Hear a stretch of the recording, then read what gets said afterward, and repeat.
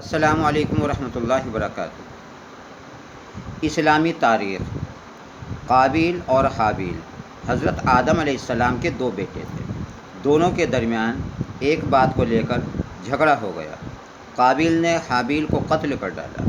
زمین پر یہ پہلی موت تھی، اور اس بارے میں ابھی تک آدم علیہ السلام کی شریعت میں کوئی حکم نہیں ملا تھا۔ اس لیے قابیل پریشان تھا کہ بھائی کی لاش کو کیا کیا جائے۔ اللہ تعالیٰ نے ایک کوے کے ذریعے اس کو دفن کرنے کا طریقہ سکھایا۔ یہ دیکھ کر قابیل کہنے لگا، ہائے افسوس، کیا میں ایسا گیا گزرا ہو گیا کہ اس کوے جیسا بھی نہ بن سکا۔ پھر اس نے اپنے بھائی کو دفن کر دیا۔ یہیں سے دفن کا طریقہ چلا آ رہا ہے۔ حضور صلی اللہ علیہ وسلم نے قابیل کے متعلق فرمایا، دنیا میں جب بھی کوئی شخص ظلماً قتل کیا جاتا ہے تو اس کا گناہ حضرت آدم علیہ السلام کے بیٹے قابیل کو ضرور ملتا ہے، اس لیے کہ وہ پہلا شخص ہے جس نے ظلماً قتل کی ابتدا کی اور یہ ناپاک طریقہ جاری کیا۔ اس لیے انسان کو اپنی زندگی میں کسی گناہ کی بھی ایجاد نہیں کرنی چاہیے، تاکہ بعد میں اس گناہ کے کرنے والوں کا وبال اس کے سر پر نہ آئے۔ اللہ کی قدرت۔ سورج اللہ تعالیٰ کی بنائی ہوئی ایک زبردست مخلوق ہے۔ اس سے ہمیں روشنی اور گرمی حاصل ہوتی ہے۔ وہ روزانہ مشرق سے نکلتا ہے اور مغرب میں ڈوبتا ہے، لیکن اللہ تعالیٰ قیامت کے قریب اسے اپنی قدرت سے مشرق کے بجائے مغرب سے نکالے گا۔ اس کی لمبائی چوڑائی لاکھوں میل ہے اور وزن کے اعتبار سے زمین کے مقابلے میں لاکھوں گنا زیادہ ہے۔ اتنے وزنی اور بڑے سورج کو مقرر نظام کے تحت چلانا، کروڑوں میل کی دوری سے پوری دنیا کو روشنی اور گرمی عطا کرنا، اللہ تعالیٰ کی قدرت کی بڑی نشانیوں میں سے ایک نشانی ہے۔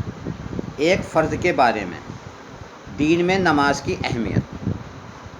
ایک شخص نے نبی کریم صلی اللہ علیہ وسلم سے عرض کیا، اے اللہ کے رسول، اسلام میں اللہ تعالیٰ کے نزدیک سب سے زیادہ پسندیدہ عمل کیا ہے؟ آپ صلی اللہ علیہ وسلم نے فرمایا، نماز کو اس کے وقت پر ادا کرنا۔ جو شخص نماز کو جان بوجھ کر چھوڑ دے گا، اس کا کوئی دین نہیں ہے، اور نماز دین کا ستون ہے۔ ایک سنت کے بارے میں۔ وضو میں کانوں کا مسح کرنا۔ حضرت عبداللہ بن عباس رضی اللہ عنہ بیان کرتے ہیں کہ نبی کریم صلی اللہ علیہ وسلم نے وضو میں اپنے سر مبارک کا مسح فرمایا، اور اس کے ساتھ دونوں کانوں کا بھی، اسی طریقے پر کہ کانوں کے اندرونی حصے کا شہادت کی انگلیوں سے مسح فرمایا اور باہر کے حصے کا دونوں انگوٹھوں سے۔ ایک اہم عمل کی فضیلت۔ عاشورہ کے روزے کا ثواب۔ رسول اللہ صلی اللہ علیہ وسلم سے محرم کی 10ویں تاریخ کے روزے کے متعلق پوچھا گیا تو آپ صلی اللہ علیہ وسلم نے فرمایا، یہ روزہ پچھلے سال کے گناہوں کا کفارہ بن جاتا ہے۔ ایک گناہ کے بارے میں۔ بلا ضرورت مانگنے والوں کا وبال۔ نبی کریم صلی اللہ علیہ وسلم نے فرمایا، جس نے سوال کیا حالانکہ اس کے پاس اتنا موجود تھا جس سے اس کی ضرورت پوری ہو سکتی تھی، تو وہ قیامت کے دن اس حال میں آئے گا کہ اس کا چہرہ عیب دار، اس پر خراش ہوں۔ دنیا کے بارے میں۔ حضور صلی اللہ علیہ وسلم کے گھر والوں کا صبر۔ حضرت ابن عباس رضی اللہ عنہ بیان کرتے ہیں کہ آپ صلی اللہ علیہ وسلم اور آپ کے گھر والے بہت سی رات بھوکے رہتے تھے۔ ان کے پاس رات کا کھانا نہیں ہوتا تھا، جبکہ ان کا کھانا عام طور سے جو کی روٹی ہوتی تھی۔ آخرت کے بارے میں۔ پرہیزگار لوگوں کے لیے خوشخبری۔ قرآن میں اللہ تعالیٰ فرماتا ہے، بے شک پرہیزگار لوگ جنت کے باغوں اور چشموں میں ہوں گے۔ ان کو کہا جائے گا کہ تم ان باغوں میں امن اور سلامتی کے ساتھ داخل ہو جاؤ، اور ہم ان کے دلوں کی آپسی رنجش کو اس طرح دور کر دیں گے کہ وہ بھائی بھائی بن کر رہیں گے، اور وہ تختوں پر آمنے سامنے بیٹھا کریں گے۔ طب نبوی سے علاج۔ دبلے پن کا۔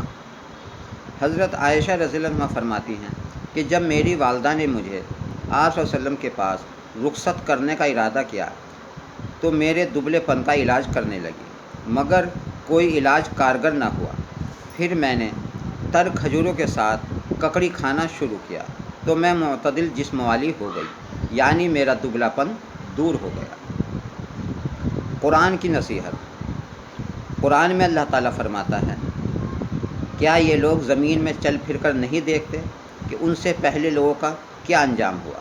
اللہ نے ان کو ہلاک کر ڈالا، اور ان کافروں کے لیے بھی اسی قسم کے حالات ہونے والے ہیں، اس لیے کہ اللہ تعالیٰ اہل ایمان کا دوست ہے اور کافروں کا کوئی دوست نہیں۔ اللہ تبارک و تعالیٰ عمل کی توفیق عطا فرمائے۔ محترم حضرات، یہ تھی آج کی ہماری تعلیم۔ آپ بھی سنیں اور اپنے ملنے والوں کو بھی ضرور شیئر کر کے سنائیں، کیونکہ یہ آپ نے دیکھ لیا ہے کہ جس طرح سے کوئی کام ایجاد ہوتا ہے، اگر وہ گناہ کا ہے تو آپ کو گناہ ملتا رہے گا اس کا، اور اگر کوئی کام ثواب کا ہے تو اس کا ثواب بھی آپ کو ملتا رہے گا۔ تو یہ صدقہ جاریہ سمجھ کے آپ اپنے ملنے والوں کو شیئر ضرور کریں، ان کو سنائیں، وہ سنیں گے تو الحمدللہ آپ کے کھاتے میں بھی اس کا ثواب لکھا جائے گا۔ اس کے ثواب کا پتہ بھی نہیں چلنے کا ہمیں، کل قیامت کے دن پتہ چلے گا کہ صدقہ جاریہ کا ثواب کتنا ہوتا ہے۔ ایک آدمی دیکھے گا کہ اس کو اتنا ثواب ملا ہے بہت پہاڑ کے برابر، وہ کہے گا یار میں نے تو اتنا اچھا کام نہیں کیے تھے، تو بتایا جائے گا کہ تو نے صدقہ جاریہ کا کام کیا تھا۔ صدقہ جاریہ ایک ایسی چیز ہے کہ آدمی خود اس عمل کو اگر چھوڑ دیتا ہے، اور جو اس عمل کو کریں گے تو جو کر رہے ہیں ان کے عمل میں کوئی کمی نہیں آئے گی، لیکن اس کا جو ثواب ہے وہ اس بندے کو بھی ملتا رہے گا جس نے وہ آگے پہنچایا۔ اس لیے ثواب کی نیت سے اس ویڈیو کو آگے شیئر کریں اور صدقہ جاریہ میں حصہ لیں، اور ہمارے چینل کو بھی سبسکرائب کریں، بیل آئیکن دبا دیں تاکہ اسی طرح کی مزید ویڈیو کا نوٹیفیکیشن آپ تک پہنچ سکے۔ اللہ حافظ۔ السلام علیکم ورحمۃ اللہ وبرکاتہ۔